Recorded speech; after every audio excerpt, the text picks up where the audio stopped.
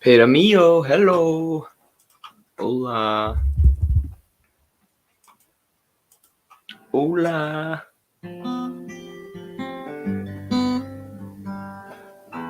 I don't know if this is in tune. Doesn't sound horrible, but I better tune it. Forget to do that before the stream sometimes.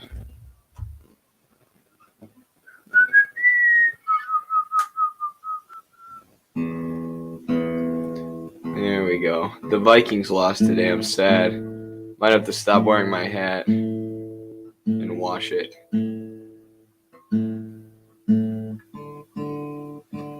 What do you think about Portugal having a socialist party in power? I don't know much about Portugal, but did that happen recently? All I know anything about in terms of Portugal, other than their colonial legacy, is their drug decriminalization, which has been pretty successful compared to the war on drugs in America, which, isn't saying much, but and in comparison to a lot of other countries' anti-drug programs. Jacob, how's it going? Welcome back.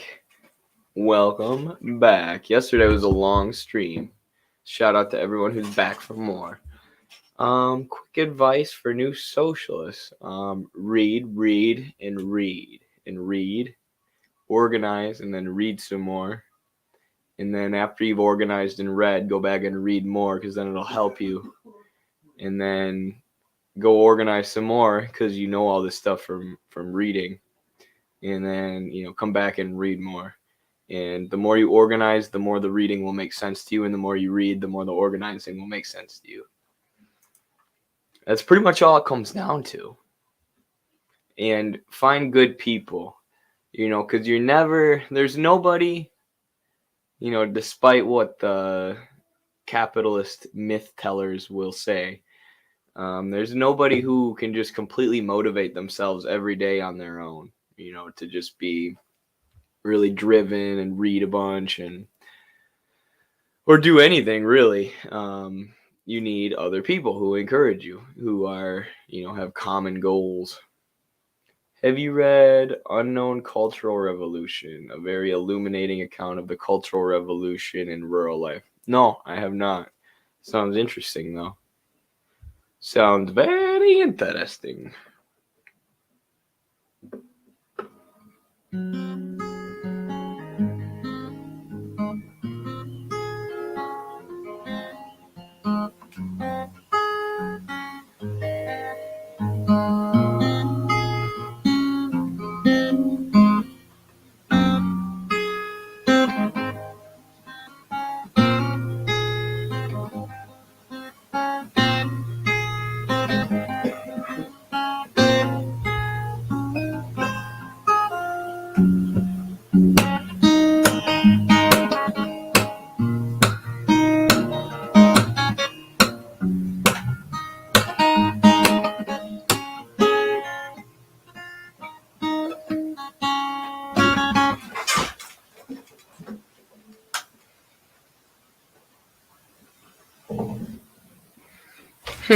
Whoa. I started watching the Voosh video that y'all sent me. His one that Stop Defending Marxism-Leninism. Like, why do y'all send me these? Why do you put me through this? His first point, within the first 45 seconds, he makes the point, China, or he's like, Marxism-Leninism is Marxism or Marxist theory and Lenin's theory synthesized. And in China, they have socialism with Chinese characteristics. In Vietnam, Vietnamese characteristics. North Korea, the DPRK, they have their own characteristics. So what they're really saying is there is no such thing as Marxism-Leninism. You know, they just make it whatever they want, wherever it is. Bruh. Like Marx and Lenin were very, very clear that socialism is going to be different wherever it props up. And that socialism and the proletariat will need to adapt to the conditions of wherever they are, not only in the revolutionary process, but also in the construction of socialism, in the development of actually, in the process of actually building socialism in a socialist society. So of course it's going to be different in different countries. It's like he just listens to the terms that, Marxist-Leninists use, or what he would call tankies. He just listens to some of the things they say, doesn't look into them at all, doesn't study them, doesn't find out what they mean, and just makes the most surface level critiques from there. Like, oh, I'm trying to critique Marxism-Leninism. Well, there's a bunch of different Marxism-Leninism, so that must mean it's not even real. Like,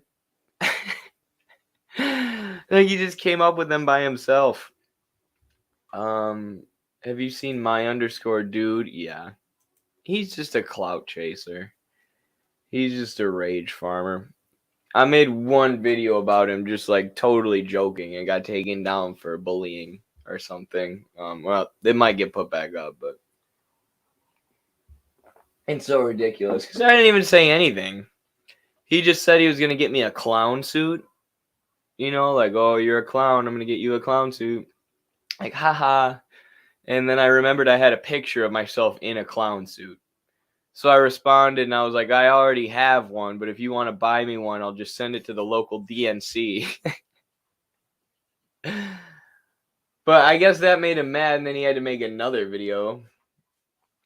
Maybe. I don't know if he made another video. People have been sending me his video all day. I don't give a shit about TikTok, dude. I do not care. Truly and honestly. Thank you for filling the void left by the absence of broadcasts on Sunday evenings. Is that a thing? Maybe we should start doing more Sunday evening streams then. Usually I'm pretty tired, but I was feeling pretty good today. So I figured I'd hop on, at least for a little bit. How about nihilism in organizational circles? Or how do you combat? I don't know. I don't see that a lot. I honestly and truly do not see that a lot. I don't talk to a lot of people who think change is impossible. I talk to a lot of people who are, most of the people I organize with now are pretty determined, and pretty, they know it's going to be tough to change the world. Most of them, or make things better. Most of them participated in the Bernie campaign and worked for Bernie and saw, how much better and how much more rational Bernie was than the other candidates with his more socialistic policies like Medicare for all and things like that. And they saw how the media screwed him, how the DNC screwed him, how everyone collaborated to screw him, but it just pushed them more towards Marxism. It didn't make them discouraged so much. It just made them more radical in their solutions, and it made them, open their eyes to what's really been going on, or how bad things really are and how much we're lied to. Study, study, study, as the great Lenin declared. Yes, Carlos made like a graphic the other day that was Lenin saying that quote and studying. Good evening, comrades. Hope everything is well. I'm sorry for recommending that. I just like to see pseudo-socialists and radlibs like Vaush get debunked by well-read and heavily based Chad communists. It's my niche. Of course. And I'm just kidding. I like those videos. Like, I definitely don't understand people like this my_dude guy who just seem to like farm clout from drama, and from situations where a lot of people are angry. But I do like to engage in the occasional call out or the occasional drama or beef when I get dragged into it, or, make a video criticizing a voucher, one of these bigger creators, because it brings people to our channel. It brings viewers and it points people, to our other videos. on more important concepts. Plus, we get to explain some important concepts when we're doing this. I mean, in the process of debunking these anti-communists. I didn't explain that very well. This is the video. Like, look at this. Stop defending Marxism-Leninism. It isn't a real ideology. Look at this person. Why would you ever listen to this person about anything? Like, you telling me anybody's coming in here after having read Marx and Lenin and being like, nah, this person seems to have it figured out. Sitting in their computer chair, making largely untrue statements about what Marxism-Leninism is. Marxism-Leninism isn't a real ideology. Marx wrote theory. Marxism-Leninism isn't a real ideology. I know it's the leading ideology of every existing socialist state in the world, and there are many of them, including China, which is the fastest rising country challenging U.S. hegemony on the planet. But it's not real. I'm going to deny that it's real because I don't like it. Okay. Marxism-Leninism isn't a real ideology. Marx wrote theory. Lenin wrote theory. Marxism-Leninism was a synthesized ideology that was promoted by Stalin's Russia as a way of creating a syncretic, state-oriented form of. I love how they take all onus and all agency away from the Russian people and the people of the Soviet Union. It was Stalin controlling Russia, and not just Russia, but all the surrounding states as well. He was able, just by himself, to trick all the workers into thinking Marxism-Leninism is real. It wasn't the workers taking power and overthrowing the horrible czarist monarchy. It was that Stalin tricked them all into believing a fake ideology, but thankfully Vish can see through it, unlike those dumb Soviet workers who were tricked by Stalin into thinking they had a real revolution. How silly of them. They should have watched this dude in his gaming chair on Twitch. So-called leftism that he could use to ideologically control both his own country and their puppet states around the world, or wannabe puppet states. Like, if you take a look at the ideological, tenets of Marxism-Leninism, they're really inconsistent. They literally vary country to country, which is why you hear Marxism-Leninism with Chinese characteristics, or with Vietnamese characteristics, or with Cuban characteristics, or with Russian. Oh, what they're saying is that there's not actually a Marxism-Leninism. It's just. This is like what we were talking about earlier on the last stream, how Marxism doesn't deal with universals. There are universal sort of concepts or universal occurrences and reoccurrences that happen over time, like the fact that everything is in constant change. But that's exactly why we don't hold these universals, and we don't have this one-size-fits-all ideology or system that we think could be applied to every country. Because that's just not realistic. Not every country is at the same stage of development, right? Not every country has the same level of industry. So the policies that socialists and workers are going to have to enact in order to construct socialism are going to be different in every place. And the things that they're going to need to do in order to overthrow the bourgeoisie are going to be different. Like Lenin and then later Mao had to do the Lenin had to do the worker-peasant alliance. Right? Rather than just having this fully developed proletariat, because Russia didn't have fully developed capitalism, they allied with the peasant class. And then in China, they were mostly an agrarian society. They mostly had peasants. So it was largely a peasant revolution. And they've had to, basically level skip industrialization. And they've managed to industrialize their country while bringing everybody out of poverty, while the West and the capitalist countries, it took many, many years to industrialize, many more years, and they did it through slavery and brutal exploitation. So not that there's not exploitation in China, there still is, but the workers are in power. And, the idea that you can't have socialism with Chinese characteristics or Vietnamese characteristics, you need to. And Vaush would actually take the time to study these countries, which he doesn't actually care to. He doesn't care. But read the debates within the parties. Read the debate within the Chinese Communist Party when they're planning their economic policy after the revolution. They're looking at what the Soviet Union did. They're looking at what former Yugoslavia did. They're looking at what all these other countries did, seeing what worked and what didn't, what can be applied to China's context and what can't. And then they're adapting what would work for them. They're taking what would work for them and they applied it. Socialism with Chinese characteristics. So it was different than the socialism of the other countries. Because, socialism should always be changing, improving, and learning from its mistakes. And it's going to be different based on the historical and material conditions and the context of every country. It doesn't prove that Marxism-Leninism is not real. Like, dude, just stop lying. Just stop lying and read. It's actually good stuff, Marxism-Leninism. You'd like it. Probably not, actually. Just a state ideology. They're essentially saying Marxism-Leninism is a broad label that you just use alongside a state apparatus to justify the existence of that state. Was it Marxism-Leninism with Chinese characteristics when China deregulated its markets and opened free commerce districts with private ownership of capital? Yes, MLs will literally say. They didn't deregulate their markets. So you don't even know what you're talking about. Their markets are heavily regulated, much more so than any of the markets in the US. Well, we have the state come in and regulate markets by bailing out capitalists and giving subsidies to capitalists. But in China, they have Communist Party members sitting on the board of different companies telling them what to do. Companies have to do things that are in line with the state central plan. Billionaires get executed for corruption.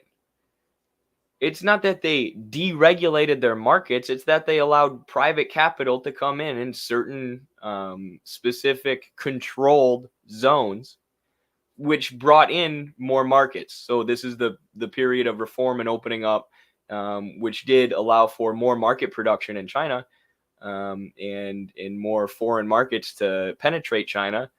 That doesn't mean they deregulated their markets, because the whole idea was we were going to heavily regulate these markets. And there was a wild period, in China when the markets first came in. It was a period of great change. But since then, since the reform and opening up period, they've only regulated their markets more. They've only gone through with these anti-corruption efforts to try and weed out the control of private capital in their government and in the party. They've only gone through with more of these, and then you have the poverty alleviation efforts, with these efforts of central planning where party cadres are in control of every area. And through controlled economic planning, they make sure every single person in every single area has what they need, which is how they've abolished relative poverty, which the UN has recognized as an incredible achievement. So they didn't deregulate markets. You don't know what you're talking about. You're spouting off about things you do not understand. And if you would read this pamphlet we just published, it's very, very good. It's called No Great Wall: On the Continuities of the Chinese Revolution by Carlos Martinez. It's a very good book. We know Vaush doesn't read, but if he did, he should try this. It would explain how the reform and opening up period was not an end to China's socialist revolution, and it certainly doesn't prove that Marxism-Leninism is not real. Whatever that even means. Say, yeah, that's just Marxism-Leninism with Chinese characteristics. At which point, what the are we talking about? It doesn't mean anything. It's just a way of defending the state. So, yes, if somebody is sincerely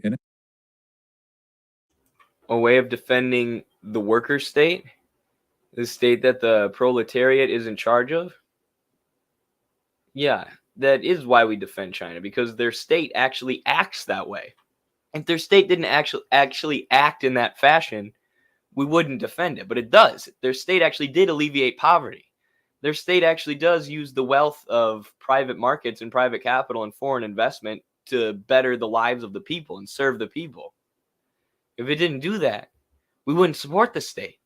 The state actually defends their people from imperialism and stops them from being penetrated and destroyed by the Western capitalist imperialists. If it didn't do that, we wouldn't support it so much. ML, like they actually hold that shit. Yeah, I'd call them a tanky. They're just an autocrat with, you know, a leftist veneer. They might, however, think of Marxism-Leninism as just like they like some elements of Soviet ideology, and there are some things the Soviet Union did that I think are defensible. In which case, like I would say they're misusing the terminology. You know, whatever. Isn't Leninism already pretty whack? Yes, I have plenty of problems. The Soviet Union was around for so long.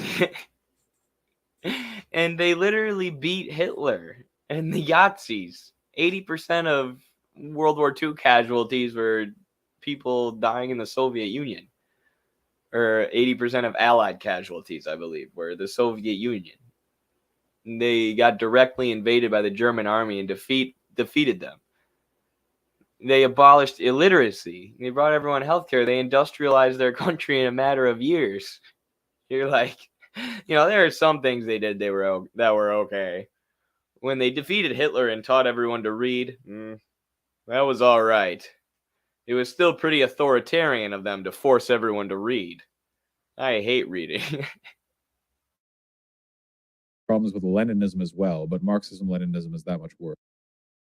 Someone told me like anarchists or anarcho-communists or, you know, just liberal communists like Vaush, liberal fake communists like Vaush are just people like rebelling against their parents. And they just like translate politics or translate that to politics. So like they just want no authority. You know, they just want to be able to do whatever they want and have pure individualistic freedom. And that's politics for them. And rebelling against any kind of authority is their only sort of politics. Of course. If Marxist-Leninists are tankies and tankies are fascists, do you believe Castro and Che, etc., were fascist? This is your problem, Chess, and I love you, but let me explain, okay? You're too... That's a great point. That's a great point. You just said Marxism-Leninism applied to all these countries isn't real. You know, what about socialism with Cuban characteristics when Che Guevara helped overthrow Batista, the gangster dictator, and then ran the country's economy? He helped run the country's economy for years via the state. The state. The government. The thing that you hate and you rebel against like it's your mom or your dad. Che Guevara was involved in, you know, constructing socialism with Cuban characteristics, applying Marxism-Leninism to Cuba, which you just said isn't real. So now you're going to lecture this person in your chat who just like destroyed your argument in one sentence. Obsessed with labels right now.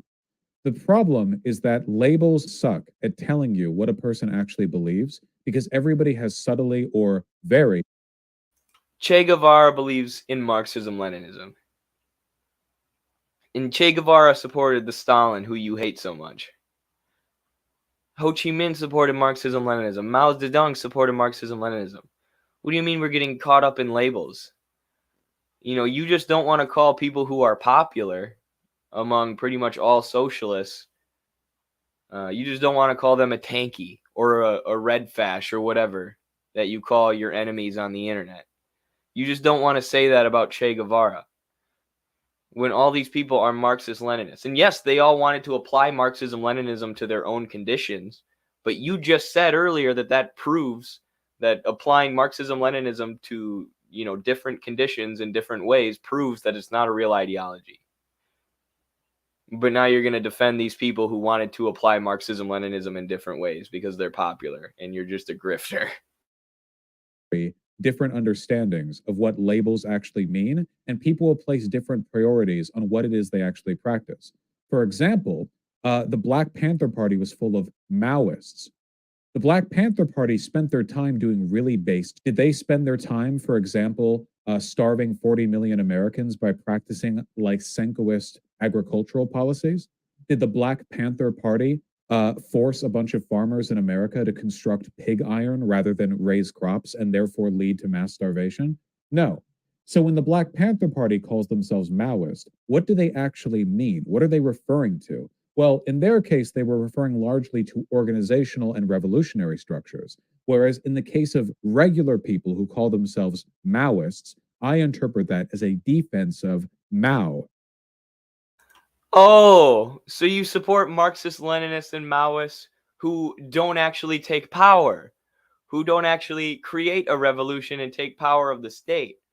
I see. So the Black Panthers were okay because they didn't actually have to craft agricultural policy and industrialize their country and bring the billions of or millions of peasants out of poverty.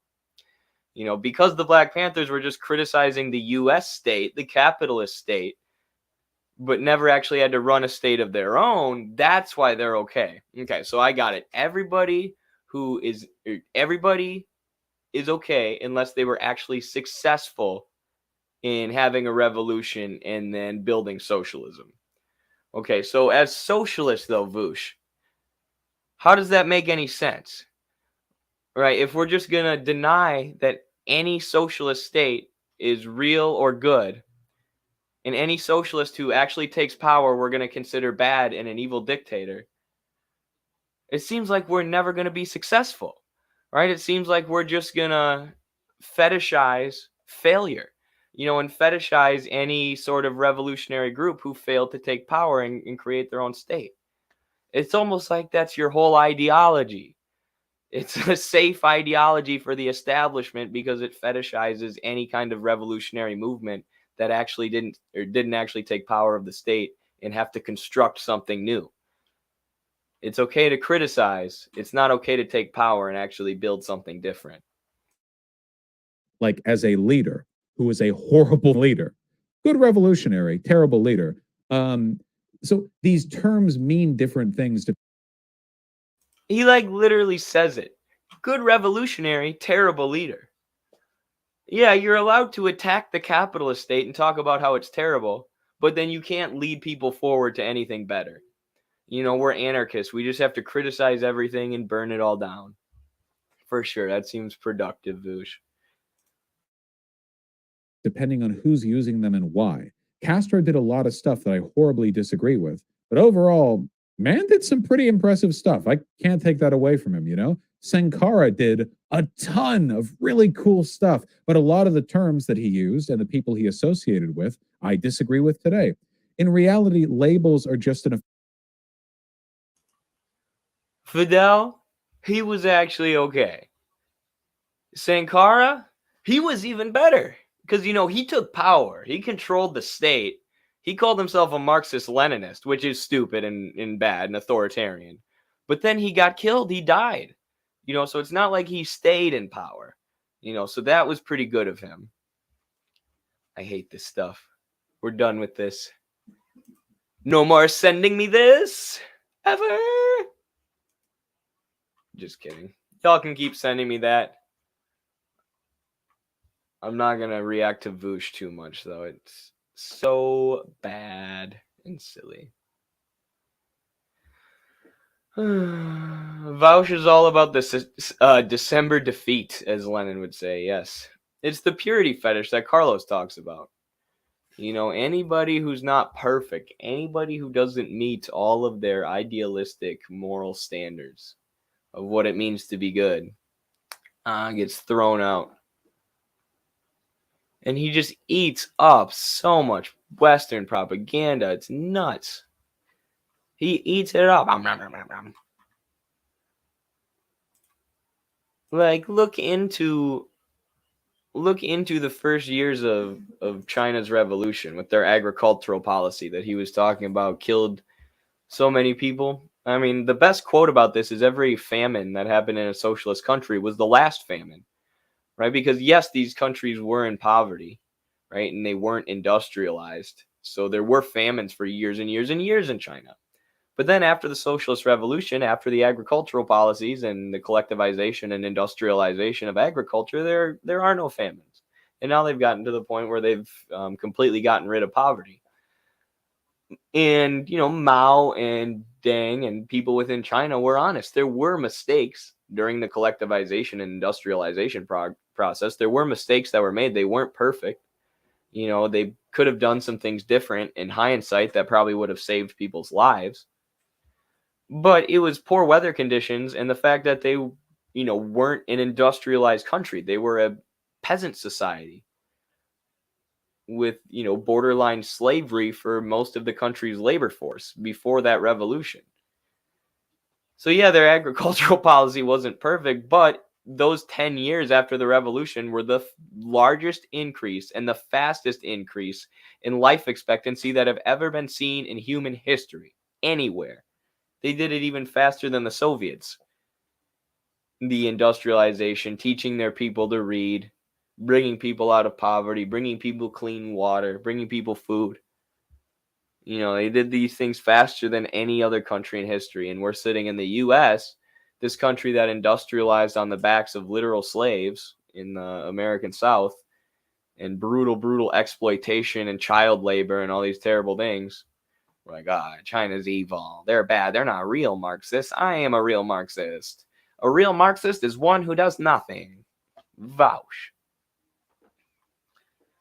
Vavoosh is the same dude that said Korea would have been better if its entire peninsula was dominated by the U.S.-backed fascist Singamri dictatorship. Yes, after he admitted that he knew South Korea was fascist.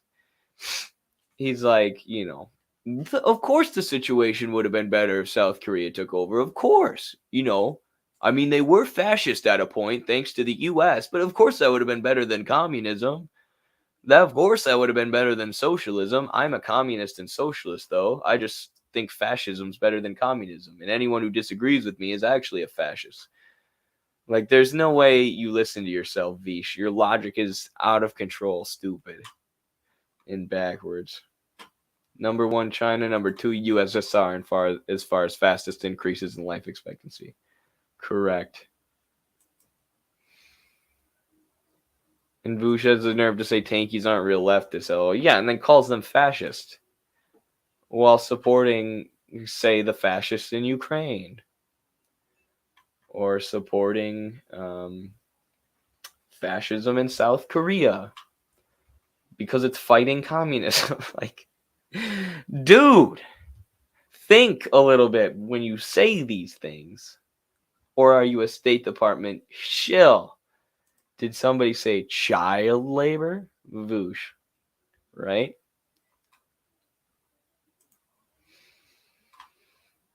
Tankies are the realist, if you ask me. Thank you. Yes, I agree.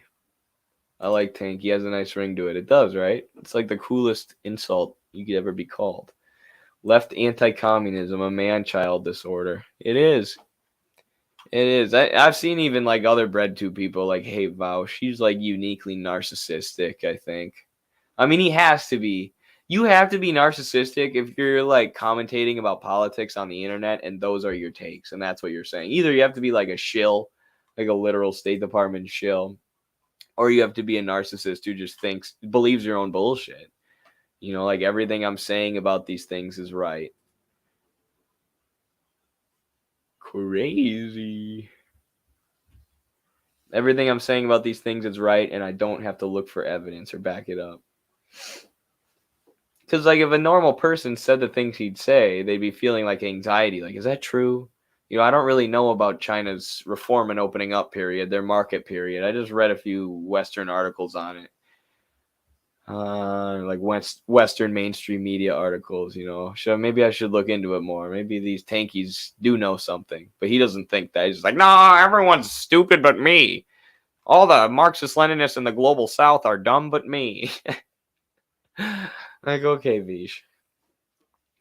Enjoy your audience of Western pseudo-socialists and liberals and NATO simps. I hope it's worth it for you. Korea is the true test of someone's historical knowledge. The moment I hear anything negative about Kim Il-sung, I know I'm talking to a neolib NPC. You ain't wrong. You ain't wrong. I told people, like, when in the West, when you first start moving towards socialism, it's hard to accept that the DPRK or North Korea isn't what we've been told it is, this horrible, torturing dictatorship. Just because that idea is so prevalent. It's everywhere. It's in entertainment media. It's in, news media, of course, in our education system. It's just accepted as fact that North Korea is a comically evil dictatorship. It's all over, like, People's Magazine and these, like, tabloids that talk about celebrities. They always talk about Kim Jong-un. Freaking weird. And why do people read those? Like, come on, America. But anyways, what was I saying? But But then once you start learning their history and reading about what the US has done to them, and reading the truth, it becomes impossible not to support them. It becomes impossible not to support the people who held on to their sovereignty, even though they had 80% of their 20% of their population killed, had half of their country occupied by the US and split in half due to a UN manufactured voting plan. Who had every building over 2 stories tall in their main city, Pyongyang, bombed to the ground, who had all their industry destroyed by US bombs, to the point where US pilots were complaining that they were running out of targets. They were running out of things to bomb throughout the entire territory of North Korea. And these people hung on to their sovereignty through that, plus having 70 years of brutal sanctions put on them. And they've hung on to the idea that they're a self-sufficient socialist society.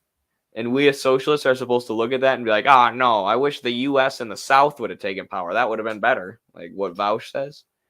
Like, you're out of your mind if you don't support the people fighting for sovereignty and fighting for socialism in that situation. No, they're not perfect, because nobody is, because, we're human beings, and no society or ideology or country will ever be perfect, or person. But they're a whole lot better than the fascists and the capitalist imperialists who obliterated their country with bombs and sanctions.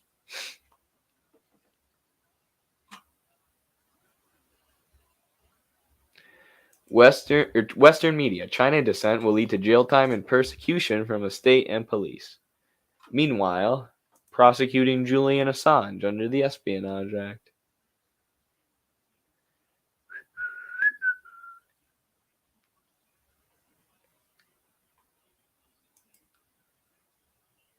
This is honestly silly, but I played Mega Man 03 a bunch as a kid.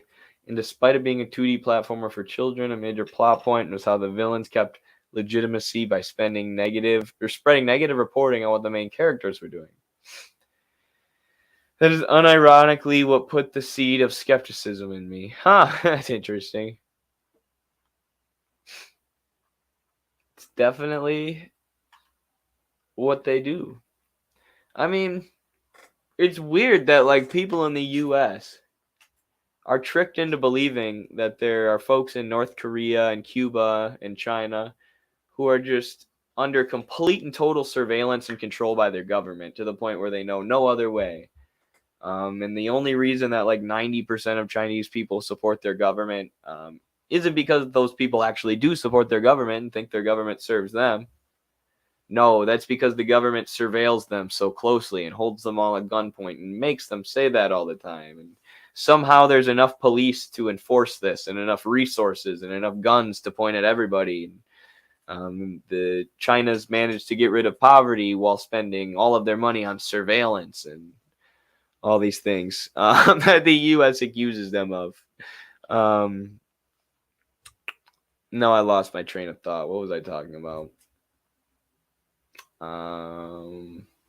China. Help me out, chat.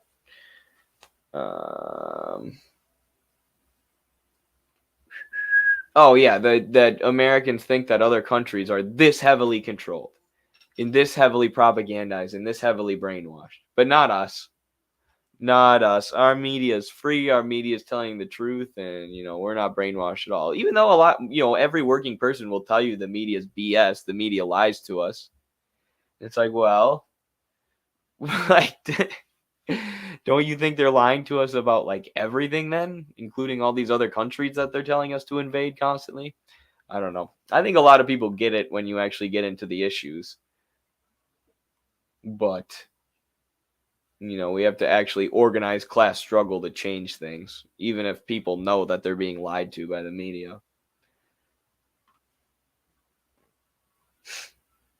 Eddie, off-topic question. How have you been feeling lately? Oh, that's very nice of you. Happy. I'm feeling very good lately. Thank you.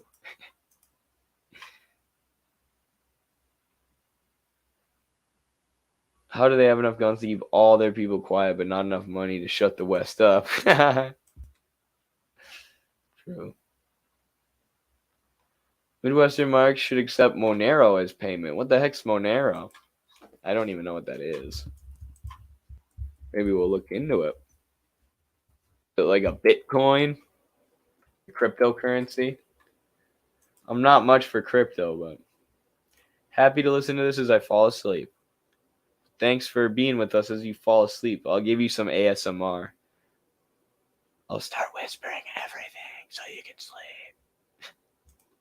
ASMR is kind of weird. No offense if you like it. It's just weird. The CIA and Harvard have both said that 90% plus of the Chinese people approve of their government. Clearly, the Chinese control the deep state and the Ivy Towers. Yes, China's become so imperialist that they've taken over the CIA and the academies. That's hilarious.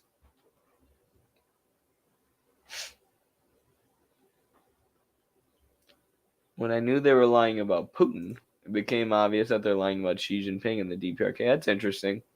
I feel like it just takes looking into one country yourself, right? Like really diving deep on one of these countries and looking for all the U.S. lies and all the U.S. BS. Like for me, it was Venezuela. I started studying Venezuela, which I had heard all these things about. And I'm like, what is going on?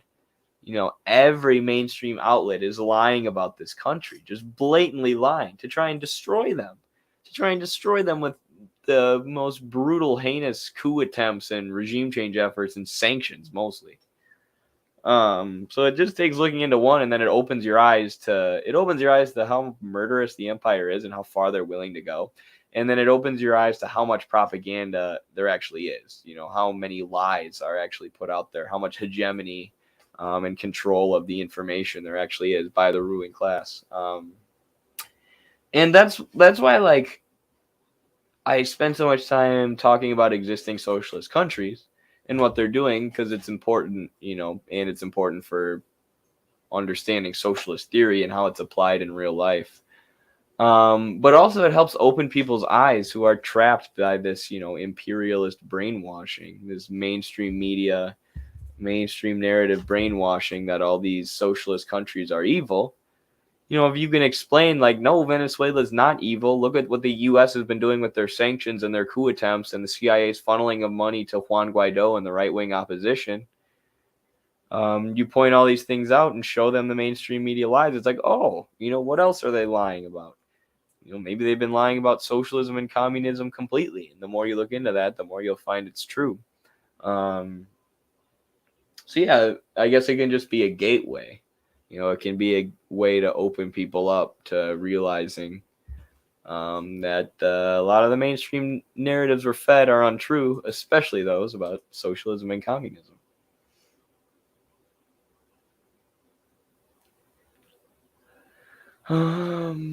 West Germany. I have that one down to watch at some point, Jacob. I don't know if I'll watch it tonight. Obviously, West Germany's not my area of expertise either, but I'll definitely watch that at some point. Yeah, I have it written. I have it on my list of videos to watch and react to at some point. But some videos I like to watch them first. Like Vaush, I'll just react to like on stream. I know whatever he says is just going to be dumb, and it'll be easy to respond to. But some of them I like to watch beforehand to prepare some of the arguments. Have people seen that the far right is increasing in Israel or increasing in power? Breakthrough News and Rania Khalek did this really good interview with People's Dispatch, who everybody should follow and check out. I check People's Dispatch every single day. They're one of the best news outlets, socialistic, worker-based, people-based news outlets in the world. But they did this interview or published this piece from Rania Khalek of Breakthrough News about Israel moving to the right. There's a lot of information in it, so I won't watch the whole thing, but I'll play a little bit of it for y'all so you can get the idea. After the recent elections, Israel's extreme right wing has emerged stronger. Benjamin Netanyahu is set to be the new prime minister. but key allies like Itamar Ben-Gvir and Bezalel Smotrich are likely to be the power behind the throne.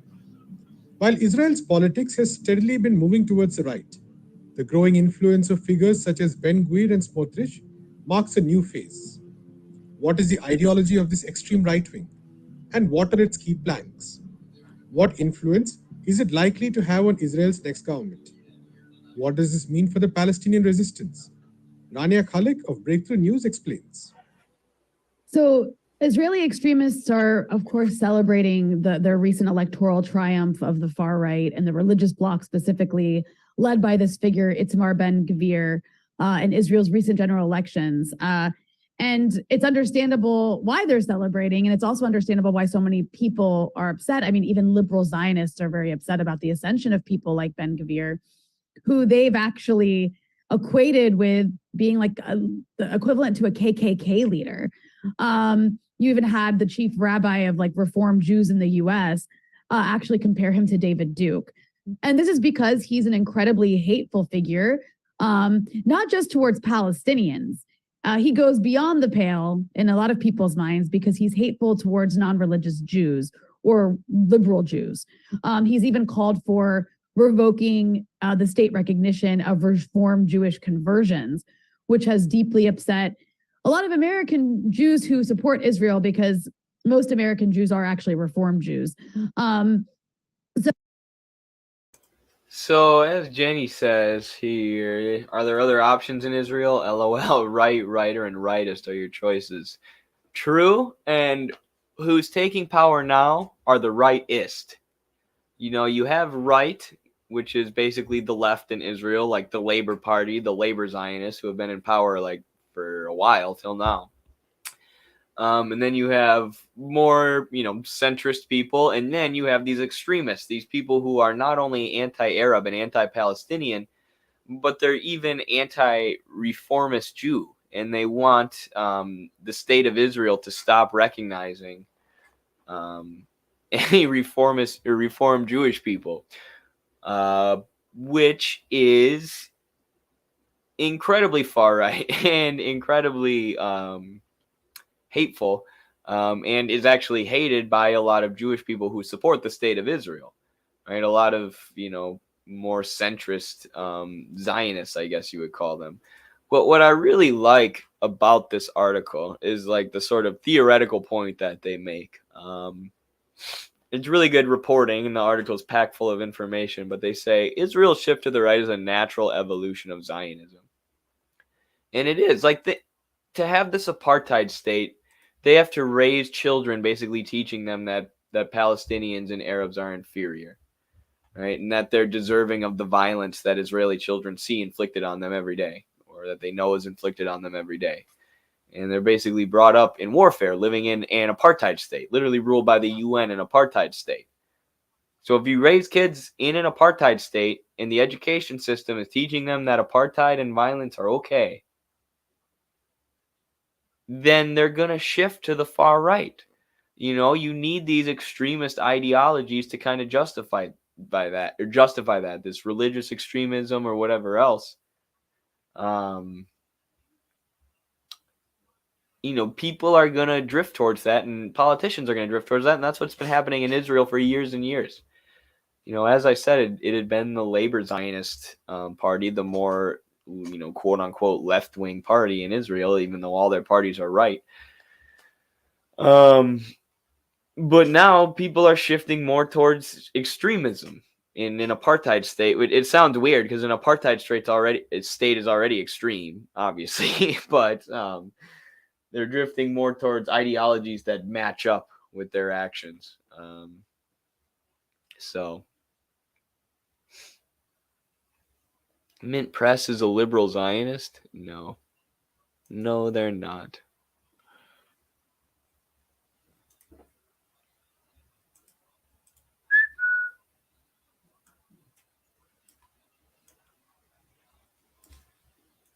Al Jazeera is also trying to bring.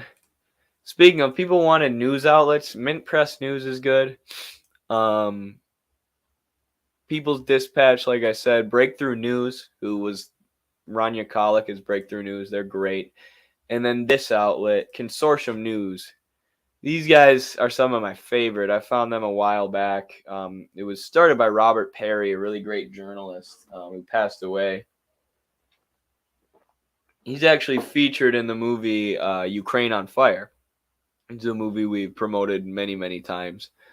But they did this report that Al Jazeera is suing the Israeli forces for the murder of Shireen Abu Akleh, the reporter in Palestine. They're trying to take it to the ICC, the Hague, the International Criminal Court. And the U.S. and the Biden administration are doing everything that they can to block it. They do not want this to go to the ICC. They don't want Israel to get exposed in any way. They don't want people to realize they're giving Israel billions of dollars a year to enforce an apartheid, of course. So they're blocking Shireen Abu Akleh and her family from getting justice, even though she was gunned down for reporting on the apartheid and reporting on the murder of the Israeli forces who sadly eventually would murder her. All right, I got to get some water. Something stuck in my throat. BRB. BRB.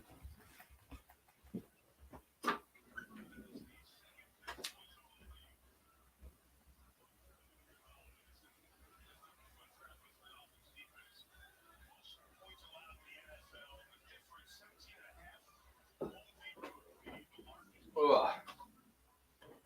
Much better. All right. My Twitch is open. Do I need to block any trolls? I don't know. Silly question. Should there ever be a fifth head to Marxism? I see that as a question. Yes, of course. We should add as many heads to Marxism as we need. Anybody who adds on to the theory and adds good stuff, which, as we say, one of the principles in Marxism is that nothing is static. Everything's dynamic and in a state of constant flux and change. So that includes, all the main people we think of as the main contributors to Marxist theory or Marxism or the struggle for socialism in general. So we could always add more heads. Let 1,000 schools of thought arise. Let 100 flowers bloom. I like it. Richard Medhurst is based. Yes. Good call in for Wiki. Medhurst nails it every time. He's one of those people where I'm like, you gotta be a Marxist-Leninist, dog. Like, you gotta be. Thanks for all the recommendations. I got you. Eddie is the fifth head. Let's not get ahead of ourselves. I appreciate you, but no. Maybe Carlos.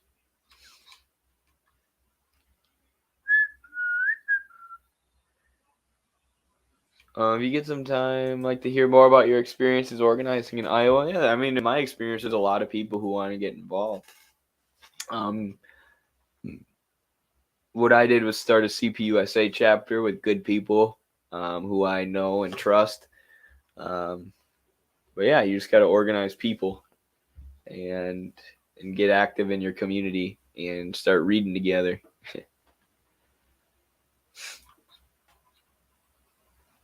Jimmy Dore is good. Yeah, I'll be honest. Like, I watch Jimmy all the time. Like, I commute 30 minutes to work, 30 minutes there and 30 minutes back. And I like listening to audiobooks, but there's not much you can get, through in 30 minutes. And, I love reading Consortium News, People's Dispatch, Breakthrough News, all these outlets, Mint Press News. But when I want to just listen to something and also kind of relax on my way to and from work, like, Jimmy's hilarious. He's hilarious. I don't agree with everything he says, of course. He's not like someone who's an academic or reading theory, but his instincts are good. He pretty much just sides with the working class and, says what he thinks. And I appreciate that a lot. So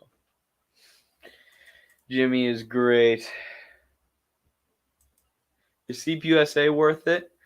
Yeah, if the chapter, it depends on the chapter in your area. Every chapter is different. I'm in CPUSA. I think it's good. think, every party needs reform. It could be a lot better, but, every chapter is different. So just get involved and be the change you want to see in the party. JD has great instincts, he does. And you should watch my funny gorillas dancing video. Where did you send me this?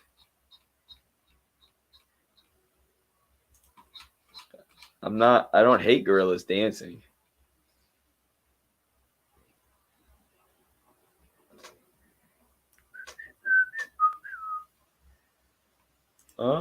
Eddie, here's a video by Comrade Spooky Scary Socialist where he explains the truth about Stalin. Oh, I've seen that video. I love Spooky Scary Socialist. You said the video's unlisted. Why is it unlisted? I just worry that if it's unlisted, he doesn't want people to see it. But is it because he doesn't want people attacking him? I know Spooky Scary Socialist doesn't share their face or, show a whole lot or do a whole lot online.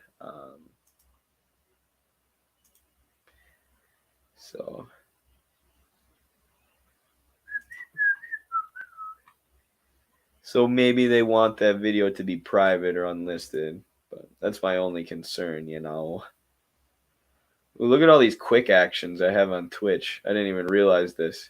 I can do an ad. Did that work? Oh, they're disabled. What does this do? I can raid.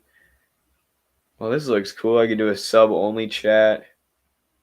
I can do a poll. I like it. Should I do a poll? New poll. What's my question? Who will be the fifth head of Marxism? We got Eddie, Carlos, Paz of Infrared, Esha,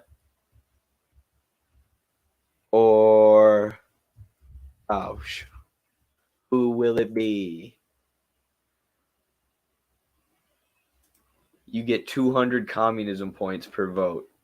I don't know. I set up all my Twitch stuff. Like I set up all these panels and all these quick actions and all these whatever you do with Twitch.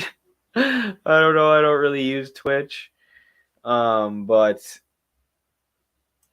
I still don't use them that much. Esha is the fifth head. Whoa, we got a super chat. Wow. Thank you. Sorry I didn't notice that till now. I was messing with my Twitch. Molly McGuire, thank you so much for your $10, Molly. Appreciate the support. For those who don't know, when we get a super chat, I'll pretty much stop whatever I'm doing as soon as I can and answer it. That's always kind of been our policy. With that, to encourage people to support the channel and also thank people who support the channel by answering their question. My brother-in-law told me Castro sent Che away because Che was too bloodthirsty and executed 13,000 people. I'm looking forward to learning more over Christmas dinner. That sounds nice. That sounds really nice. I would grab my Che biography, but I gave it to one of my friends to read for a while. But that's always fun. When you have crazy family members who believe anti-communist myths and then lecture you about them. Why do they always lecture you about the anti-communist talking points too? Like they think they're historians or something. Like they think they're telling you something new that you've never heard before. Castro sent Che away because he was too bloodthirsty. And yet you think capitalism, the system that allows millions to starve and die in war every year, is a bad system and it should be replaced with socialism? Don't you know Che killed billions of people by himself? It's like, you're not telling me anything I haven't heard before. Stop acting like you're a historian. You're just reading like what you could get on the front page of Wikipedia. What you probably got up the front page of Wikipedia. And this is kind of why I read the biography of Che. and why I wanted to know his life so well, so I could kind of debunk that stuff. Like, Che worked as the Minister of Industry in Cuba for a long time after the revolution, which we were talking about earlier in the stream. You know, he was basically running their economy, which was a great time in Cuba. You know, taught tons of people to read, brought tons of people health care, including the rural regions, brought tons of people out of poverty, whatever. All the things that socialist countries do when they're failing. So he was doing that before he went to the Congo first for like a year or two to help them have a revolution, and then that failed, so he went to Bolivia. But not because he was bloodthirsty. I mean, he did get a little bored of just running the economy and being like the Minister of Industry or whatever his title was. But he wanted to help liberate people, right? He wanted to help the spread of socialism. He thought it was moving too slowly across the world because more people needed to take initiative. But he served for a long time as the Minister of Industry, you know, and he didn't kill anyone. So I don't know how he was bloodthirsty, but yeah, it sounds like you're going to have a great Christmas, Molly. Thank you for the $10.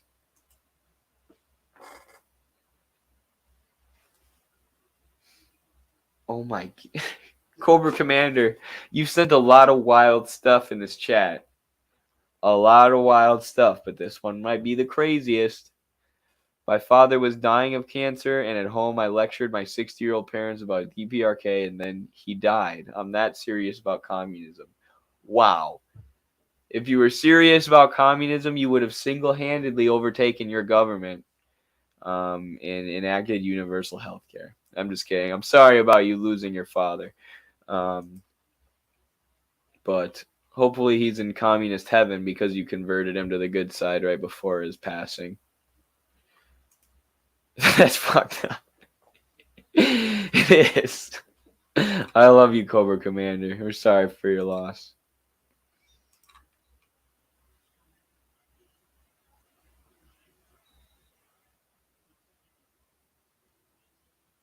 No communist who can't talk to their family at Christmas dinner could ever relate to the broad masses. What if your family's part of the bourgeoisie? What if your family is all oil tycoons? I know somebody with a family like that. I see what you're saying, though. I agree. Communists shouldn't just scream at their family for being stupid and lock themselves away all Christmas because their family doesn't support communism.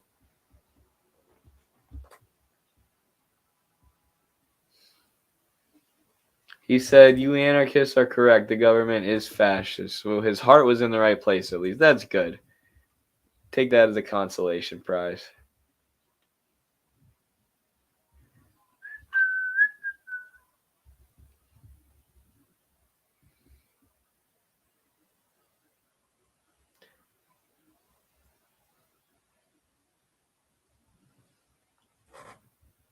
You could also get the Mormon communists to posthumously convert your parents to communism.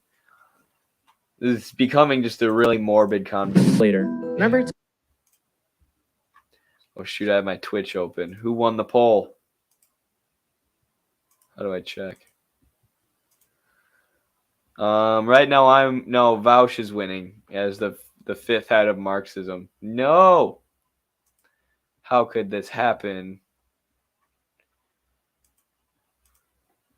Part 2 of Oversimplified World War One. Gosh, part 1 was so bad.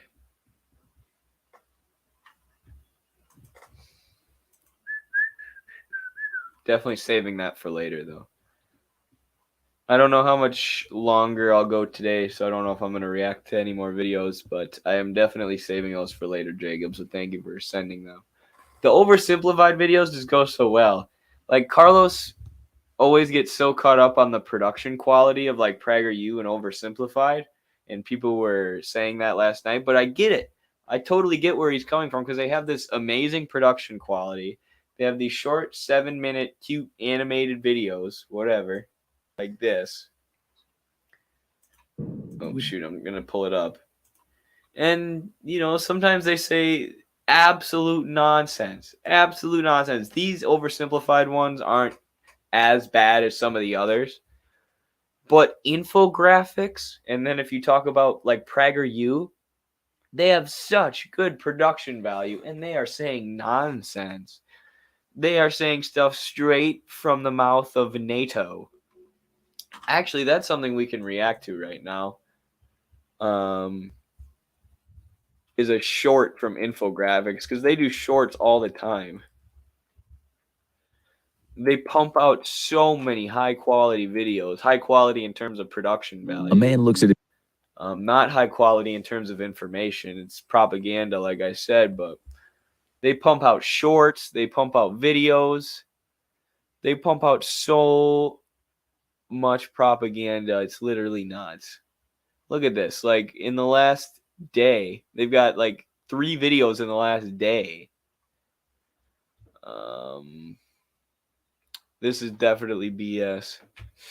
But let's find a good short one to react to here. We can go to their shorts too.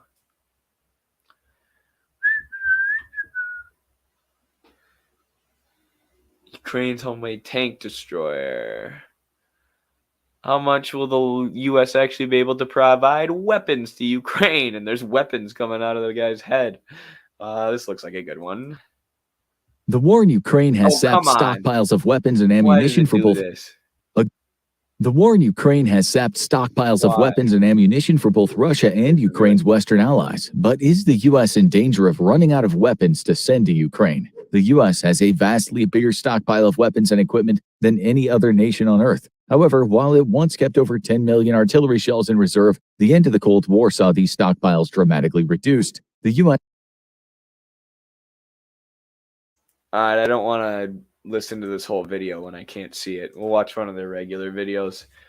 Someone asked, though, real quick, I just want to answer this.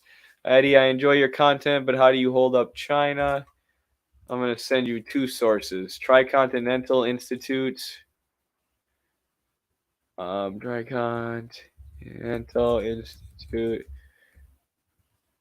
China Poverty Alleviation Report. This is on the alleviation of poverty in China. We also just published a book on our website right now, midwesternmarx.com, in the bookstore section, about the revolution in China, why we should support it, and why China didn't move towards neoliberalism with the reform and opening up period. So I'm going to send you that. I'm not going to send you that book, but you can check that book out. I'm going to send you the Tricontinental Report, and then I'll send you this. Just because I don't want to repeat the same things I've said a million times right now. I want to react to one of these videos, but I do want to answer your question. I'll send you this video of me talking about the construction of modern China, which is a video I spent a lot of hard work, or put a lot of hard work into, reading, editing, blah, blah, blah. There's that. That's this video here. And then, like, if you just search Midwestern Marx China, here's another one I did. Is China a Marxist country? History of Tibet. Breaking an hour-long breakdown of infographics, ridiculous video about Mao. Industrialization in China. We've done a lot of China stuff, so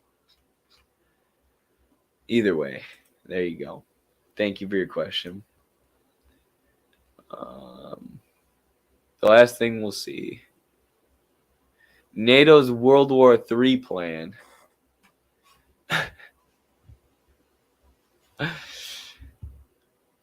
Ooh, what do we want to watch? Why Iran is terrified of its own people. That looks like a good one. They're really hating on Qatar. Why do they hate Qatar so much? I don't get it.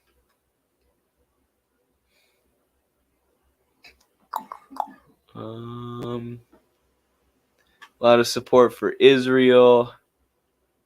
A lot of them are just about weapons. It's like it's an arm of weapons manufacturers or something. The U.S. paralyzed China's World War III plan. All right, let's see this. With Russia hogging all the negative press lately, you might have missed Chinese President Xi Jinping's adamant proclamation that Taiwan will be reunited with the mainland.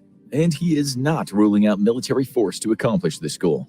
But with the vast majority of Taiwanese citizens wanting nothing to do with mainland communist China and American President Joe Biden promising that the U.S. would come to Taiwan's aid, World War III is looking more likely, and it won't be starting in Europe. How is China going to defeat the U.S. and its allies? And more importantly, why does Taiwan matter so much that the U.S. is willing to fight to keep it free and independent? China wants Taiwan, and the U.S. wants Taiwan to remain free. Both sides have their various reasons, but there are some significant overlaps. For China, Taiwan is both a matter of national prestige and a national defense priority. The island is home to the Chinese nationalists who fled after losing the war against the communists after World War II. And given the difficulty of an invasion plus the support of the United States, reunifying this breakaway province by force has not been an option for China. It's only recently, with China's vast modernization of its military and steadily expanding amphibious assault capabilities, that the dream of taking over Taiwan is approaching fruition. But as long as Taiwan remains fiercely independent and refuses to bow to Beijing, China cannot be taken seriously as a global military power. I don't know why they start the conversation about China's World War III plan with their conversation about taking over Taiwan. That's like the US's plan for World War III. You know, just like Ukraine for a while has been their plan to penetrate Russia. You know, use Ukraine to penetrate Russia via the, and that's why we had the 2014 coup and the training of all these NATO troops on Russia's border. Their plan is to do the same thing with Taiwan and China, and it hasn't been working as well, but how is China wanting to reunify with a country that sees itself part as the mainland China and part of the Republic of China, that's been part of China since the 1500s, the 16th century with the Qing dynasty, I believe? But years and years and years, how is that China starting World War III? By trying to deal with a matter that's internal to their own country. It's the US's World War III plan. After all, why should anyone fear your military when it can't even pacify an island sitting right off your own shores? What do you mean pacify them? It's this idea that China is just much more nefarious than they are. You know, most people in Taiwan don't want war with China. They see people in the mainland as their brothers and sisters, and they see themselves as part of the mainland and part of China. So the only people that China would want to pacify are like the violent separatists and the US-backed extremists who they try and back in every country where they want to foment regime change. For the Chinese Communist Party, Taiwan represents an existential threat, though. The nation began as a dictatorship, but gradually became a liberal and open democracy. Today, it's amongst the most successful democracies in the world, and that's a big problem for the CCP. As long as Taiwan remains independent, it remains a symbol for the Chinese people of what life could be like for them if they were no longer under the thumb of the CCP. Their economic conditions are largely worse, even with the US, constantly propping them up. It's the same as like in South Korea, where economic conditions are deteriorating after the years of the US artificially propping them up. In Israel, there are a lot of working people who, don't have great standard of living. In Ukraine, similar things. The U.S. artificially props up these countries that they want to use to attack socialist countries nearby, or, in the case of Taiwan, not a country, but part of China. But it doesn't work forever, and, there's still massive inequality, right? They have a lot of wealth and a lot of production. A lot of corporations do business there while the socialist countries get sanctioned. But I can't remember what point I was making. Oh, yeah, but that doesn't mean life is perfect for the people. That doesn't mean everybody in China is looking at Hong Kong and Taiwan and be like, oh, if only I could live there. After the extreme... Actually, it's the opposite. It's the U.S. The reason the U.S. sanctions countries and starves countries out, like the DPRK, but then dumps a bunch of money into Taiwan and South Korea, is to try and point to our own people and say, look, socialism could never work, right? We could never alleviate poverty and homelessness and all these things here because we put this country under sanction and they're poor now. So that proves that socialism doesn't work. And look, South Korea, who are transnational corporations all invested in and who got a bunch of money from the U.S. State Department, they're doing better. They have more money. So capitalism works. Measures enacted by President Xi during and after COVID, disillusionment with China's government and the very society it's built around has skyrocketed amongst the youth. To many, look at this. The influence campaigns are all, or the U.S. State Department is all about these influence campaigns. This is what helped with the regime change effort in Syria and Libya. This is what they tried to do with SOS Cuba. This is what they did in Ukraine. Using the internet, using social media, using hashtags to foment regime change and regime change ideas and separatism. They're all about that now. many of them, the democracy lurking right off their own shore is a more appealing choice. And as long as Taiwan remains independent, it'll continue singing its siren song of democracy to the Chinese people.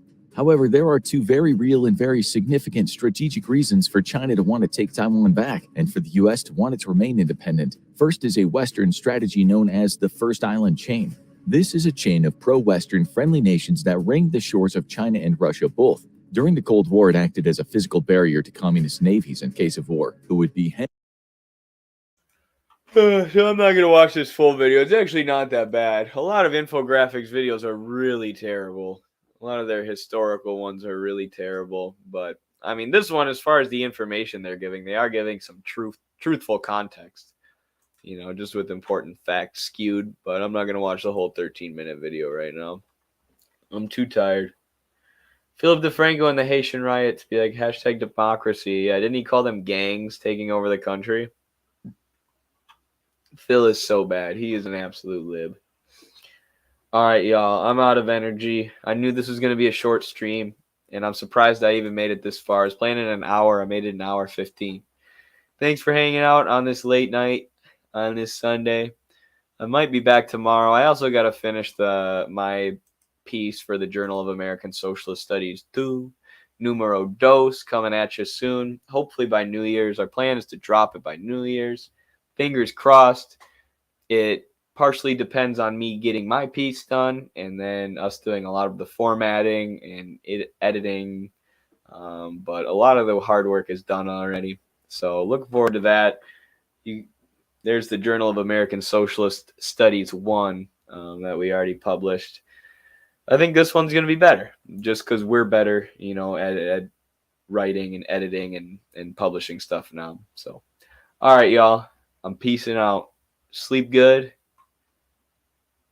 Have sweet dreams of Marxist-Leninist theory.